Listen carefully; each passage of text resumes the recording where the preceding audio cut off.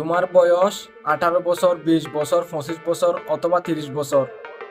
জানি ভাই তোমার কাছে এখন টাকা নেই, কিন্তু ভাই তোমার কাছে এখনো অনেক সময় আছে।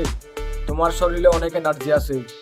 তুমি চাইলে তোমার সময় এবং তোমার এনার্জি ইউজ করে টাকা কামাইতে পারবা। কিভাবে সেটাও বলি। তুমি ভালো একটা স্কিল শিখো, বা যেটাতে তুমি ভালো পারদর্শী সেটাতে তুমি সময় ইনভেস্ট করো, 5 বছর অথবা 10 বছর। যখন তুমি 5 বছর অথবা 10 বছর সময় তোমার স্কিলের পিছনে ইনভেস্ট করবা, আর যখন তোমার কাছে টাইম থাকবে না, তোমার শরীরে এনার্জি থাকবে না, তখন কিন্তু তোমার কাছে ভরপুর টাকা থাকবে। আর সেই টাকা দিয়ে তুমি বাকি জীবন অনায়াসে কাটাই দিতে পারবা। আমরা সবাই জানি যে বিজনেস করতে হলে টাকার প্রয়োজন, ইনভেস্টমেন্টের প্রয়োজন। বাট আমাদের কাছে না টাকা আছে, না বিজনেস আছে। মাগার ভাই, কোনো ইনভেস্টমেন্ট ছাড়াই শুধু সময় ইনভেস্ট করে আমরা স্কিল শিখতে পারি।